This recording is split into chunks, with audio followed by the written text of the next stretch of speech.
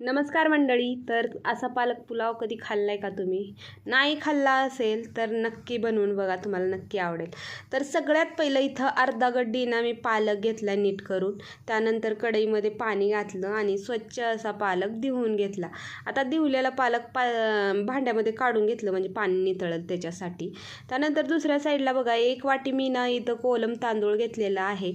तुम्ही तुमच्याकडे जे तांदूळ वापरले जातात ते घेऊ शकता. त्यानंतर स्वच्छ धुवून घेतले तांदूळ आणि आता धुवलेले तांदूळ साईडला ठेवून द्यायचं.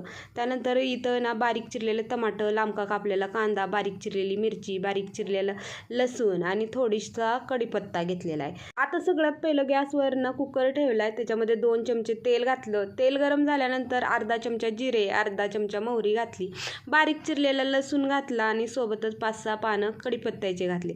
आता हे चांगलं परतलं गेल्यानंतर लांबका कापलेला कांदा घालायचा. कांदा ही छान लालसर होईपर्यंत परतवून घ्यायचं. त्यानंतर हिरवी मिरची घालायची. आता हिरवी मिरची घालून घेतली आणि चांगलं असं परतवून घेतलं.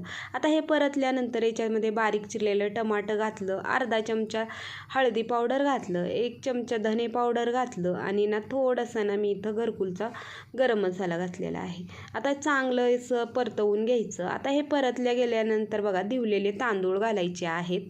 तांदूळ घालून झाल्यानंतर आता ना तेलामध्ये छान असे तांदूळ ना 1-2 मिनटं चांगलं असं परतवून घ्यायचं, म्हणजे सगळा मसाला ना तांदळाला लागला जावा त्याच्यासाठी. आता हा पुलाव बनवताना तुम्ही खडे मसालेही वापरू शकता, पण मी घातलेले नाही कारण गरम मसाला याने वापरलेला आहे त्याच्यामुळं. त्यानंतर बघा, पालकाची प्युरी घालायची आहे. ही प्युरी बनवताना मी याच्यामध्ये कोथिंबीरही घातली होती. तुमच्याकडे जर पुदिना असेल तर पुदिनाही घालू शकता. आता माझ्याकडे पुदिना नव्हता त्याच्यामुळं मी घातलेलं नाही, पण पुदिना नक्की घाला, चव खूप छान येते पुलावाला. त्यानंतर चवीनुसार मीठ घालायचं. त्यानंतर लगेचच ना अर्धा चमचा मी इथं ना किचन किंगचा मसाला घातलेला आहे.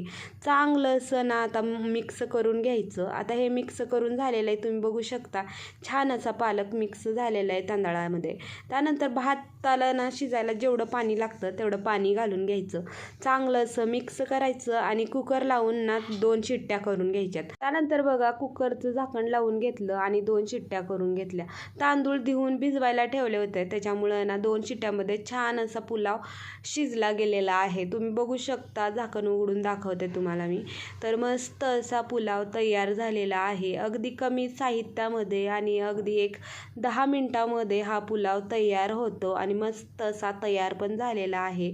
तर मस्त असा एकदम सोप्या पद्धतीनं पालक पुलाव तयार झाला. बघितल्या क्षणी खाऊ असा ना पालक तयार झालेला आहे. तुम्हाला माझी आजची रेसिपी आवडेल की नाही कमेंट करून नक्की सांगा.